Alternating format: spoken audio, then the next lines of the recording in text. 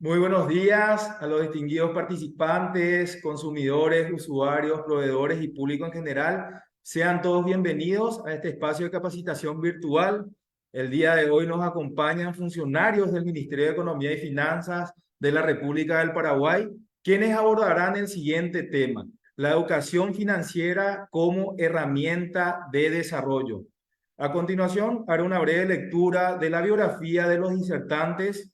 El señor Pedro Peña es economista de la Facultad de Ciencias Económicas de la Universidad Nacional de Asunción. Cuenta con una especialización en macroeconomía aplicada, graduado con voto de distinción por la Facultad de Ciencias Económicas y Administrativas de la Pontificia Universidad Católica de Chile. Posgrado en Gestión Financiera por la Escuela de Administración de Negocios EDAM. Actualmente director de la Dirección de Inclusión Financiera del Ministerio de Economía y Finanzas de la República del Paraguay. El señor Richard González es economista por la Facultad de Ciencias Económicas de la Universidad Nacional de Asunción. Cuenta con estudio de maestría en el programa para economistas graduados de la Universidad de los Andes, Colombia. Un posgrado en gestión y evaluación de proyectos de desarrollo por la Universidad Nacional en alianza con la Universidad Getúlio Vargas de Brasil. Actualmente es jefe del Departamento de Gestión de Iniciativas y Proyectos de Inclusión Financiera del Ministerio de Economía y Finanzas. Así también nos acompaña virtualmente nuestra flamante secretaria ejecutiva, la abogada Sara Delia Irún Sosa, quien dará algunas palabras de bienvenida. Hola, ¿qué tal? Muy buenos días a todos nuestros consumidores, disertantes, ciudadanía en general. Es un gusto compartir con ustedes esta jornada de capacitación sobre un tema que nos ocupa y nos preocupa, como es el sector financiero, la educación financiera. El sector financiero este año, en el 2023, el primer semestre, fue el sector, el rubro más reclamado en la SEDECO. Creo que ese es un dato muy importante que tenemos que preocuparnos y ocuparnos para tomar acciones al respecto. Sabemos que tenemos que manejar las cuestiones financieras con una información correcta, clara, precisa, visible, para tomar las mejores decisiones. Tenemos que conocer los productos específicos, los beneficios, los costos, los compromisos que asumimos. Tenemos que ser responsables como consumidores y para eso tenemos que educarnos. Entonces, por eso le agradezco a los disertantes por tomarse el tiempo de ayudarnos y ayudarle a los consumidores con esta educación financiera. Y quiero agradecerle también especialmente al ministro de Economía y Finanzas, don Carlos Fernández Valdovino, por darnos parte de su valioso equipo que hoy va a estar abordando este tema tan importante. Muchísimas gracias. Excelente, muchísimas gracias, doctora. Le recuerdo a aquellas personas que deseen de la certificación digital, si por favor aquí en la sección de comentarios pueden agregar sus nombres y apellidos, así como lo hicieron para registrarse en el formulario digital de inscripción. Esto es a fin, por un lado, para corroborar la asistencia a este webinar en tiempo real e ir procesando los certificados digitales que son totalmente gratuitos. Mencionar que el objetivo de este espacio es el de educar, generar conciencia sobre la importancia de ser consumidores responsables, así como mencionó la secretaria. Finalmente, recordamos también a los participantes que pueden realizar consultas, compartir reflexiones. Al final del evento tenemos un espacio de 5 a 10 minutos como para compartir esos comentarios. Nuevamente, muchísimas gracias, don Pedro, don Richard, por su disposición, por el tiempo también que están invirtiendo en beneficio de todos los consumidores y usuarios. Adelante.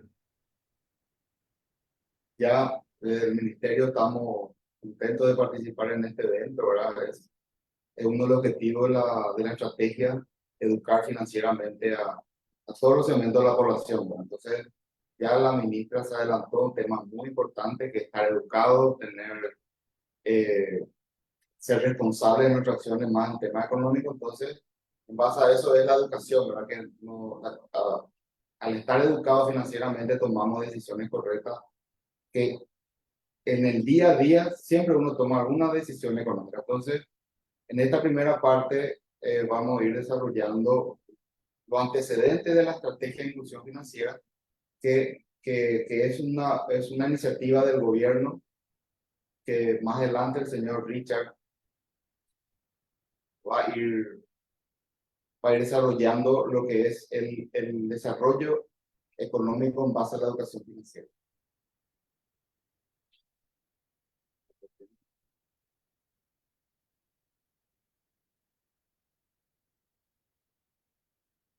Entonces, a principios del siglo, del año 2000, se comienza a hablar fuertemente de lo que es inclusión financiera. En 2008 se crea la Agencia de Inclusión Financiera, Alianza de Inclusión Financiera, que son una red de gobierno que van desarrollando lo que es inclusión financiera. En el 2009, Paraguay comienza a participar de estos foros mundiales que, que, es, que es la base del desarrollo de una estrategia para el país. Entonces, como le está comentando, vamos desarrollando esa idea de inclusión financiera principalmente a través del Banco Central. Tanto es así que en el 2013 el Banco Central crea la Intendencia de Inclusión Financiera, dependiente de la Superintendencia de Bancos. El final de 2013, en diciembre, se realiza la encuesta de inclusión financiera, que es la base de lo que va a ser más adelante la estrategia paraguaya de inclusión financiera. Entonces, trabajando con el grupo técnico del Banco Central, el INCOP, la Secretaría Técnica de Planificación y el Ministerio de Economía, que antes el Ministerio de Hacienda, se lanza el diciembre de 2014 la estrategia para Paraguay, que básicamente cuenta con 7 grupos de trabajo y 60 acciones. Uno de los grupos de trabajo que es más importante es el de protección al consumidor, que tiene varias acciones que voy a ir comentando un poco más. Una de las acciones importantes que estuvimos trabajando ahí con el señor Rodrigo es el costo financiero total, pero está pendiente de, de resolución del Banco Central, ese apartado, que fue muy importante, donde la idea es transparentar la tasa de interés que está detrás de todo préstamo o de todo servicio o adquisición de bien o servicio que conlleva una tasa de interés. Otro de las acciones que corresponde al grupo de protección al consumidor es desarrollar dentro de los órganos reguladores como el Banco Central y INCOP, una oficina de defensa al consumidor. Otra de las acciones que estuvimos llevando adelante era fortalecer la oficina tanto de SEDECO, Ministerio de Hacienda, INCOP y el Banco Central, tener una oficina que realmente tomen estas quejas y puedan ser sueltas en la brevedad posible. En lo que respecta a educación financiera, a partir del 2014 surge de la estrategia la necesidad de incluir en la malla curricular el tercero la media, y de 2014 ya es obligatoria la materia de educación económica financiera. A través de la estrategia se elaboró materiales para los docentes y para los alumnos, y esta materia realmente es la base de que los chicos puedan salir con algún grado de habilitación en el tema de educación financiera. Es nuestra idea, no solamente a partir de tercero de la media, sino bajar eso un poco más a nivel escolar, y para eso estamos trabajando en un proyecto que debería ser una ley de bajar la educación económica y financiera a nivel escolar. Con respecto a educación financiera, creo yo, en el tema del grupo de educación financiera, lanzamos una campaña de Más vale saber educación de bolsillo, que la idea es de romper mitos financieros. Por ejemplo, en el caso del presupuesto, donde dice tengo un todo en mi cabeza, generalmente, según encuestas elaboradas, la mayoría de las personas en Paraguay dice tener todo su presupuesto mensual en la cabeza. La idea de romper este mito es que a través de la educación financiera cada uno haga un presupuesto, que eso conlleva una planificación, un presupuesto de ingreso y gasto bien elaborado y en detalle mensualmente. Uno va a poder comprobar en qué está gastando y en qué otro rubro puede ir ahorrando. Entonces, eso más adelante Richard le va a ir comentando cómo esto afecta en el desarrollo. Por respecto al ahorro, el mito es el lugar más seguro del colchón. Un alto porcentaje de las personas que ahorran en Paraguay lo guardan bajo el colchón, no lo guardan en la casa. Esto lleva a un peligro, como vemos en la noticia, de asaltos domiciliarios donde uno prácticamente pierde todo su ahorro.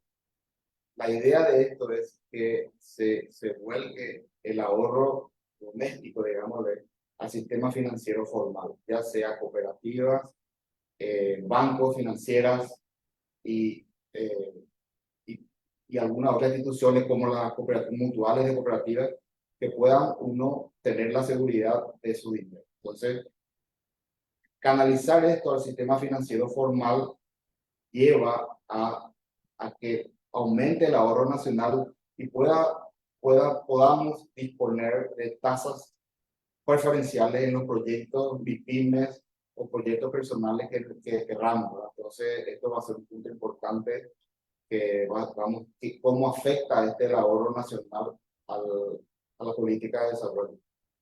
Un tema muy importante que es un mito financiero de financiamiento, es demasiado poca la cuota.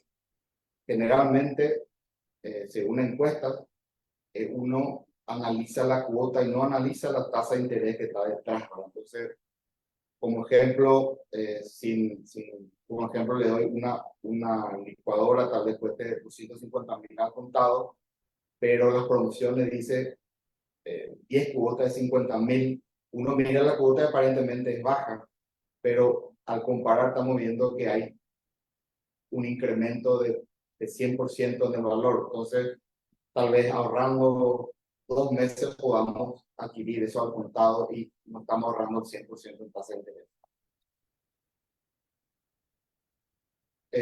Según expertos internacionales en inclusión financiera, se realizó una encuesta recientemente. Ellos han obtenido la información que a través de la educación financiera, el 32% de las personas de ingresos bajos aumentó el, el, el préstamo de personas de ingresos bajos en un 32% a través de la educación financiera, lo que quiere decir que la barrera a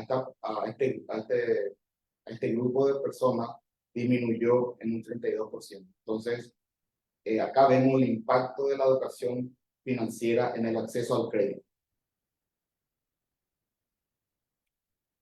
Vamos a ir pasando rápido porque el tema de desarrollo importante que el señor Richard lo va a ir desgranando. En países como el nuestro, emergente y desarrollo, hablamos de inclusión financiera. Al comienzo, la inclusión financiera basamos en acceso y uso. Acceso estamos mejorando a través de cajero automático, medios de pago electrónico, a través de POS, en todos los distritos del país. Ahora estamos incursionando, o sea, estamos a través de la educación financiera fomentando el uso de estos instrumentos financieros, ya sea crédito, préstamo, tener un seguro contra accidentes, seguro médico, tener ahorro. Entonces, eso es realmente importante. En países avanzados ya están hablando de otro tema que es protección a consumidores. Acá quisiera hacer un pequeño comentario que después de inclusión financiera ya tendríamos que estar hablando de salud financiera y más adelante esperemos que en el corto plazo ya que lleva mucho tiempo desarrollar esto ya sobre independencia y libertad financiera que ya en un estado mucho más avanzado. Entonces, ¿qué es educación financiera? Como dijo la ministra, tomar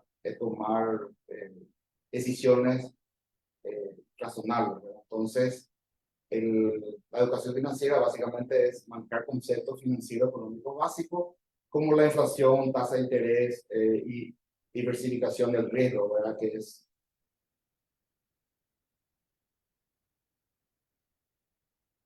entonces el concepto de educación financiera o de alfabetización financiera va tomando cuerpo en varios otros conceptos como el de capacidades financieras.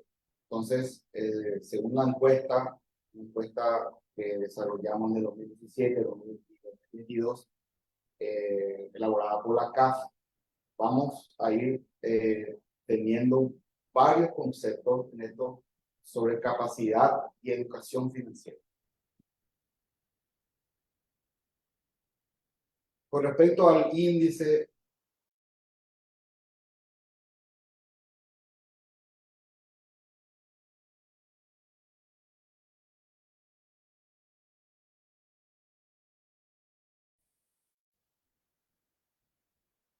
es capaz sobre el nivel medio de los países de la región. Este índice de educación o capacidad financiera se elabora a través de tres componentes: conocimiento financiero, actitud financiera y comportamiento financiero. Con respecto al conocimiento financiero, básicamente son preguntas sobre el valor del dinero en el tiempo, que es la inflación. Conocemos las tasas de interés, manejamos la tasa de interés simple y compuesta. Con respecto a la con respecto a la inflación, el 57% en el 2022 conoce el manejo de la inflación y sabe los conceptos. Con respecto conoce lo que es la tasa de interés, nos sorprende positivamente que el 91% de los encuestados conocen lo que es el concepto de tasa de interés. Lastimosamente, cuando se le pide calcular el interés simple y compuesto, tenemos bajo conocimiento de eso. Con respecto a la actitud financiera, que se basa en la preferencia del dinero en el corto y largo plazo. También tenemos, según la encuesta, los resultados de la encuesta, tenemos datos positivos.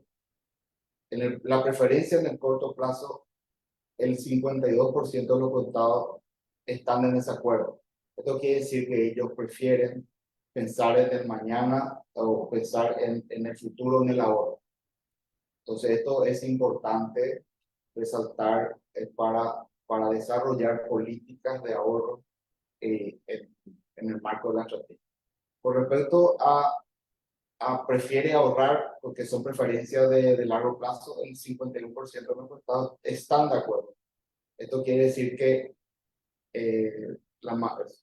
porcentaje más del 50% prefieren ahorrar el largo plazo. Acá también hay datos importantes que son prefiere pagar la deuda a tiempo, le gusta analizar los costos antes de comprar. Pasando a lo que es el comportamiento financiero, la conducta al ahorro, acá sí tenemos que estamos en déficit. La conducta al ahorro. El 18% de los encuestados ahorran. De estos 18%, pues un alto porcentaje, un 80% lo ahorran en la casa.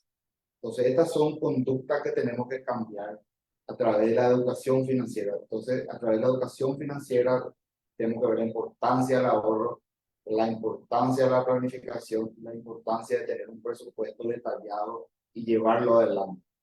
Entonces, es muy importante también que el 49% tiene una meta de ahorro.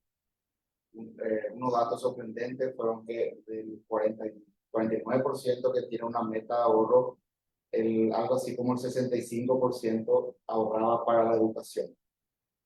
La educación primero del encuestado y después cuando es una consulta familiar para los hijos. Esto realmente nos sorprende porque pensamos en la educación primero de nosotros y después de nuestros hijos.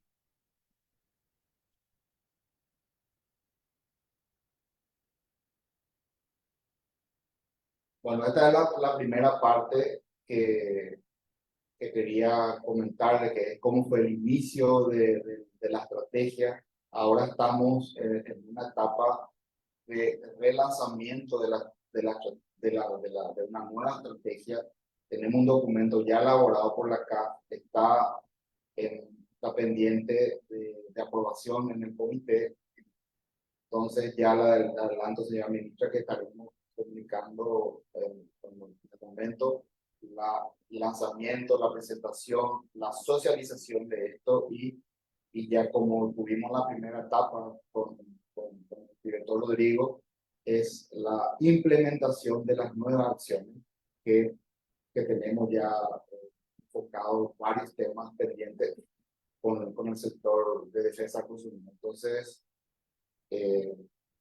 en base a lo que ya comenté, el señor Richard estaría desarrollando un poco más el enfoque del ahorro, la planificación, algunas evidencias empíricas en cómo la educación financiera, cómo estar educado financieramente ayuda a tener una planificación y tener una salud financiera, una seguridad financiera en el largo plazo.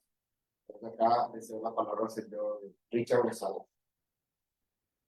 Muy buenos días a todos. Están presentes en esta charla. Quisiera hacer una breve recapitulación, digamos, de los conceptos.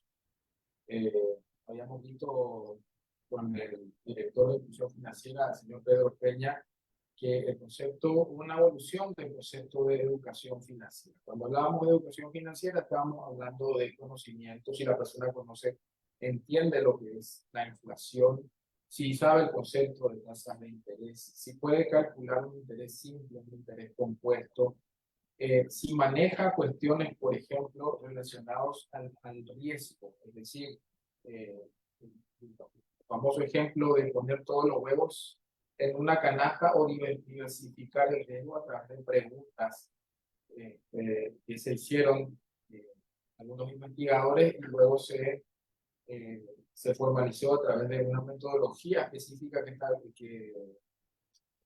que fue desarrollada por la OCDE, que luego se aplicó a América Latina a través de las cooperaciones que suele hacer la CAF en materia de encuestas de medición de capacidad financiera. Entonces hubo una transición respecto a la educación financiera porque se espera que los conocimientos tengan un impacto en el comportamiento de las personas. Entonces, la educación financiera pasó, digamos, a un concepto de alfabetización financiera que, digamos, estaba enfocado en cambiar la conducta de las personas respecto a las finanzas personales y el manejo de los productos financieros. Pero obviamente hay una cuestión interna previa. Uno tiene, en parte, digamos, una política de educación financiera, puede ser que la población esté conociendo conceptos básicos de educación financiera. Eso permite cambiar sus actitudes financieras, por ejemplo, como vimos los datos que presentó el director acerca de las preferencias por el corto plazo o las preferencias por el largo plazo, o sea, las preferencias intertemporales del consumo, así se le suele decir en términos económicos. Hay personas que prefieren el consumo presente y no ahorran, y hay personas que prefieren ahorrar pensando en el futuro. También vimos en la parte de comportamiento financiero, los datos que mostró el director, encontramos que existe una fuerte preferencia en Paraguay, una actitud hacia el consumo presente. En Paraguay la gente prefiere consumir que ahorrar, y eso se refleja en el comportamiento del ahorro, cuando vemos que solamente el 18% de los resultados que se pueden extrapolar a Paraguay, solamente el 18% de los paraguayos ahorran. El ahorro, obviamente, es un elemento fundamental para el desarrollo económico, y eso es lo que vamos a ver en en lo que resta de esta charla. Entonces, vemos el vínculo que existe entre la educación financiera que se traduce en comportamiento financiero. No siempre la educación financiera se traduce en comportamientos financieros. En Paraguay tenemos, por ejemplo, un índice de conocimientos financieros mucho más alto que el de comportamiento financiero. Entonces hay una especie de desfasaje entre lo que la gente sabe y lo que la gente hace. Pero normalmente tiene un impacto en las personas. No solamente aumenta el bienestar de las personas, sino que también puede afectar objetivos mucho más amplios como el funcionamiento de los sistemas financieros y de la estabilidad financiera, así como la reducción de la desigualdad y la pobreza. Son tres cuestiones importantes en relación con el desarrollo económico. La estabilidad financiera es sumamente importante porque los mercados financieros lo que hacen es hacer un proceso de intermediación de recursos entre las personas que tienen exceso de capital y no saben qué hacer con él y las personas, podemos llamarle los talentosos. Los talentosos que tienen, digamos, que son emprendedores, que tienen ideas de negocios y son las personas que van al mercado financiero a obtener recursos de los que tienen un exceso de capital, pero que no saben hacer con él. Y entonces el sistema financiero canaliza el ahorro de las familias hacia la inversión.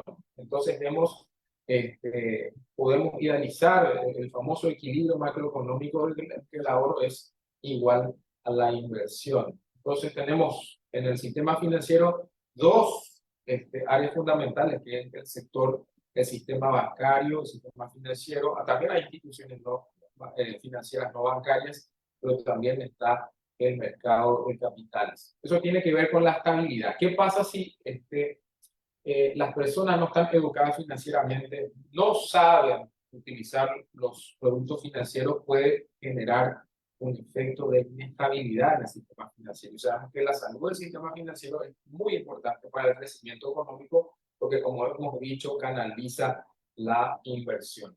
Bueno, estos argumentos se vieron evidentes en la crisis financiera de 2007. Obviamente la crisis financiera de 2007 estalló en el 2008.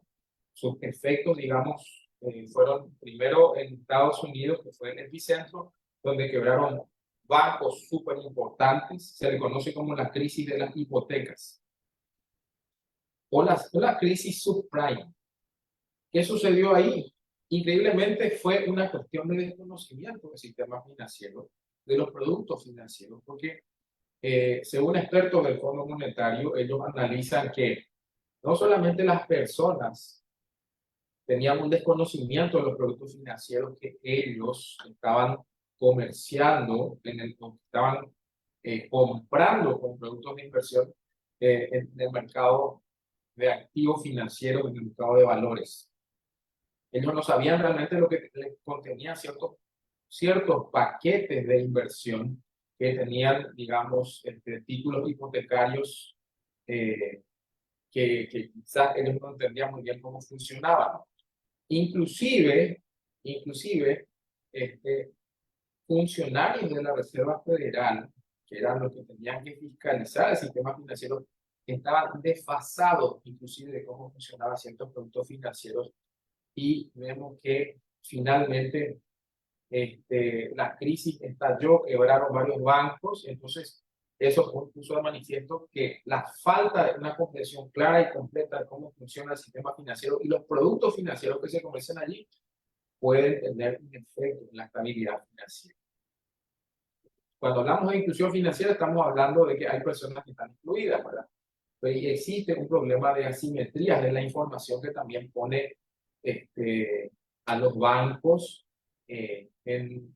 a enfrentarse ante fricciones, como por ejemplo no saber si van a recuperar el dinero prestado, por lo cual la educación financiera nos permite, digamos, a la población, digamos, que está excluida, es como un pasito para la formalización, ya que pueden, digamos, tener una mayor comprensión de cómo acceder al sistema financiero y formalizarse. Ahora, en materia de desigualdad, de desigualdad y en materia de pobreza, sabemos que una persona puede, digamos, tener una situación de bienestar presente, pero si no está educada financieramente, no sabe planificar, tiene preferencia por el consumo, de repente es un emprendedor que empieza a tener ganancias, el mercado es favorable, el negocio va viento en popa, entonces empieza a comprarse bienes suntuarios, empieza a comprarse un auto,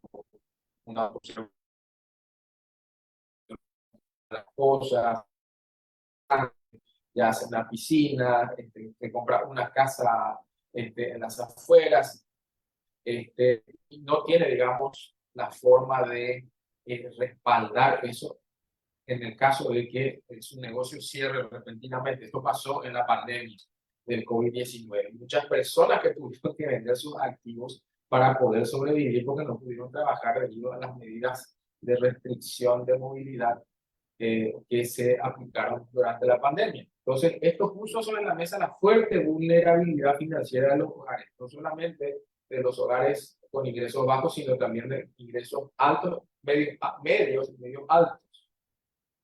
Y eso es a causa de los comportamientos financieros. Hay que poner siempre, cuando hablamos de comportamiento financiero, en mente que el conocimiento financiero tiene que llevar al comportamiento financiero. Y el comportamiento financiero se ve afectado por lo que nosotros sabemos que tenemos que hacer. Por eso es importante la educación financiera. ¿Y cómo se vieron comprometidos, digamos, las personas? Bueno, por falta de hábito de ahorro, visto que solamente el 18% de los paraguayos ahorran, y no en el sistema financiero formal. De esos 18% de paraguayos que ahorran, según la encuesta de medición de capacidad financiera 2022, el 70% de esas personas lo hacen debajo del colchón, es decir, de manera informal y fuera del mercado financiero formal que hace, digamos, el trabajo de intermediar entre los que tienen exceso de capital y los que tienen talento para invertir. También la falta de educación financiera favorece tener altos niveles de endeudamiento y una baja participación de la población en los sectores financieros formales. Entonces vemos que la educación financiera se alza como una herramienta potencial para promover comportamientos financieros saludables que fomenten la resiliencia de la población, más aún en momentos de emergencia y de crisis de cualquier naturaleza. Y subrayemos la palabra resiliencia, es decir, la capacidad de recuperarse ante eventos imprevistos. La educación financiera que se traduce en comportamientos financieros, la preferencia por el consumo de largo plazo, la propensión a ahorrar, cosas como esas, nos permite a nosotros recuperarnos cuando tenemos este tipo de choques como el que tuvimos recientemente durante la pandemia. Eso tiene un efecto, sobre todo en la desigualdad y en la pobreza, porque hay personas que pasaron de ser, digamos, de una clase acomodada a ser pobres o a perder inclusive el capital. Bueno, ¿qué dice la evidencia empírica acerca de esto? Hay diferentes estudios como los de Lusardi y Mitchell. Ana María Lusardi es una investigadora de estos temas acerca de la educación financiera. Y, bueno, ellos encontraron que existe una correlación entre el hábito de planear la finanza. Estamos hablando de hacer un registro de ingresos y gastos y prever de antemano cuáles serán, digamos, los gastos que podemos hacer y cuál es el nivel de ahorro que podemos tener, digamos, durante el mes. Esos hábitos de ahorro, esos hábitos de saber cuánto ingresa y cuánto sale, tienden a acumular más riqueza según unos estudios que ellos hicieron con base de datos para subgrupos de la población de Estados Unidos. También los que tienen más conocimientos financieros tienen una mayor probabilidad de planear para su jubilación. Estamos hablando de eso puede tener un impacto en los sistemas de seguridad social, entre otras cosas. Generalmente las personas que no planifican, digamos, muchas veces están fuera o no adquieren esos productos que son los productos que tienen que ver con las pensiones. Entonces, los conocimientos financieros nos permiten entrar a esos mercados y esos mercados se desarrollan debido a que la población tiene conocimientos financieros. Ahora, los que tienen más conocimientos financieros tienen una mayor probabilidad de participar en los mercados financieros que invertir en acciones. Generalmente, los mercados financieros y los mercados de valores están mucho más desarrollados en los países ricos. O sea, en los países ricos normalmente la gente está mayormente incluida, o sea, más incluida financieramente, tienen más conocimientos, aunque en estudios recientes se ha encontrado que a nivel mundial, en promedio, los conocimientos financieros de la población mundial son bajos. Por eso es que existe la necesidad de insistir en la educación financiera para evitar esos riesgos en la estabilidad financiera y también en el riesgo de caer en muchas familias en la pobreza. Otra evidencia que se ha encontrado, esto hay muchísima, Stango y Seaman, y Lusardi otra vez, una María Lusardi y Tufano en 2009 encontraron lo siguiente: tanto la educación financiera como el logro escolar están asociados positiva y significativamente con los resultados de riqueza. Las personas, digamos, pueden aumentar su riqueza a través de la educación financiera. Y sabemos que la macroeconomía obviamente es la suma de todas las cuestiones microeconómicas. O sea, cada individuo en el agregado, digamos, cada individuo si está educado financieramente, digamos, tiene una buena conducta financiera, aumenta su nivel de riqueza, su nivel de inversión, consume activos, se mueve la economía, aumenta la actividad económica, obviamente eso puede producir crecimiento económico. Los que no pueden calcular correctamente las tasas de interés y un flujo de pagos terminan pidiendo más préstamos y acumulando menos riqueza. Los menos expertos financieramente tienden a incurrir en altos costos de transacción, pagar tarifas más altas y utilizar préstamos de alto costo. Obviamente que esto tiene que ver también con la cuestión de la protección al consumidor, pero la educación financiera también implica que las personas conozcan los canales de reclamo institucionales que tienen a su alcance. Generalmente las personas que incurren en costos altos, costos financieros altos, tienen pérdidas de patrimonio, pérdidas de bienestar, y pueden caer en sobreendeudamiento, lo cual tiene un efecto en la pobreza. La educación financiera también puede explicar más de la mitad de la desigualdad de la riqueza observada en los datos de Estados Unidos, que es un estudio de Michaud y Mitchell. Pero tenemos que hacer una nota aclaratoria. Ninguno de estos resultados implica causalidad. Estamos hablando de correlaciones. Y hasta ahí nuestra presentación. Si tienen alguna pregunta, estamos dispuestos a responder las inquietudes que puedan tener las personas presentes. Excelente, muchísimas gracias, estimado director Pedro Peña, también don Richard, por esta interesante y valiosa presentación. Nuevamente agradecer la predisposición, el interés que han demostrado desde un principio para poder realizar esta capacitación, esta jornada de educación. Y así como mencionó también nuestra ministra, desde la SEDECO estamos convencidos que la educación financiera es una herramienta para todos los consumidores. Y yo comparto plenamente también lo que dijo el señor Richard en cuanto a que el conocimiento genere cambio de comportamiento.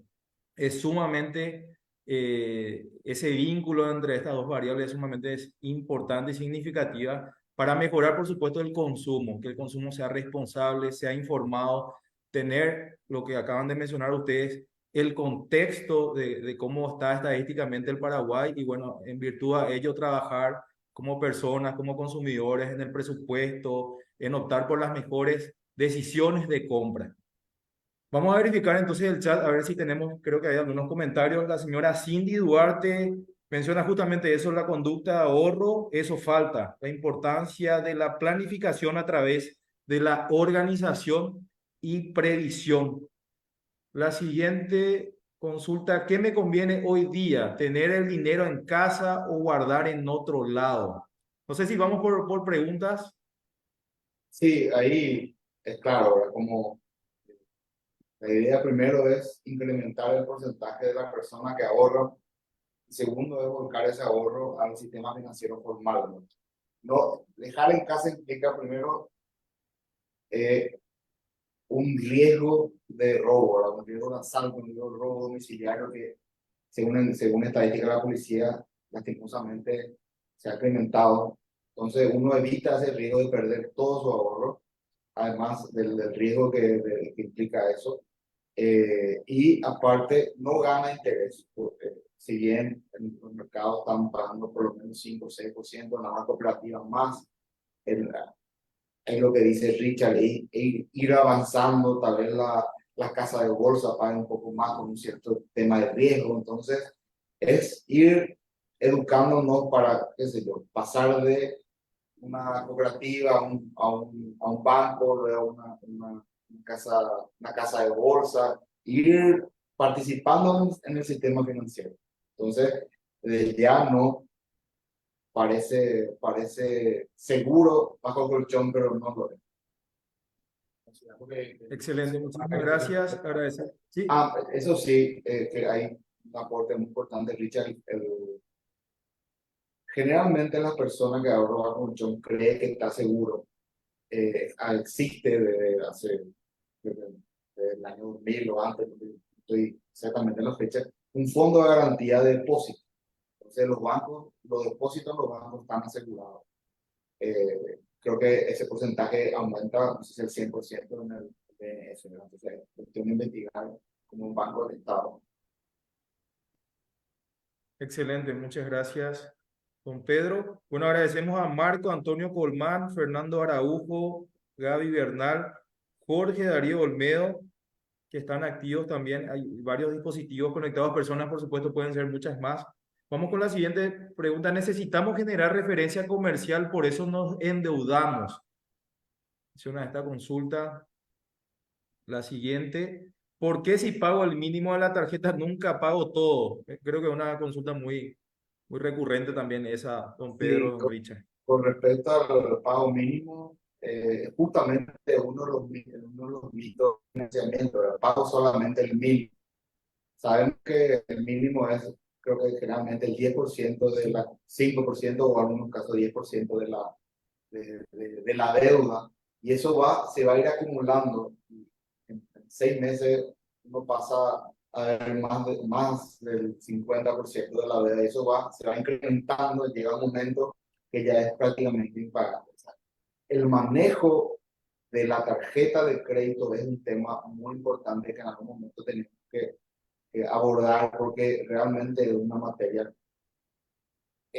deberíamos tratarlo como un medio de pago que nos ayude a no usar más tanto el efectivo, porque aparte hay promociones con el uso de tarjeta de crédito, hay otras ventajas como el no tener el efectivo. Aparte de tener promociones, creo que se ganan puntos, y si uno paga en fecha o lo gastado o lo consumido con la tarjeta de crédito, no genera ningún tipo de interés. Por eso en algún momento vamos a sentarnos, podemos tener otra charla sobre el manejo exclusivamente de deuda o de tarjeta de crédito. Para acotar, Perfecto. una recomendación que yo le haría a esa persona es que pague antes de la fecha de cierre o antes de la fecha de vencimiento para que no le generen intereses.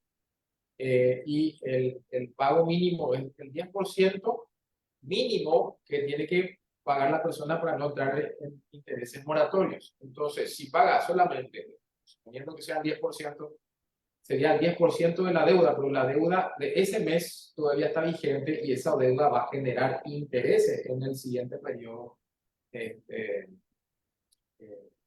de facturación. Entonces es mejor pagar la cuota. Y con respecto a la pregunta anterior, tener referencias comerciales sí son buenas.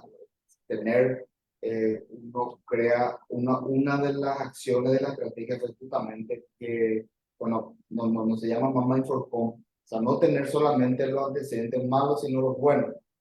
Al tener antecedentes buenos de pagar a tiempo, no tener retraso, eso genera un de positivo, donde eso debería estar reflejado en una, no sé si menor tasa, pero por lo menos un acceso un poco más rápido a los créditos. Sí, sí es importante tener buenas referencias, así como también es importante a las pequeñas emprendedores, pymes, estar formalizados.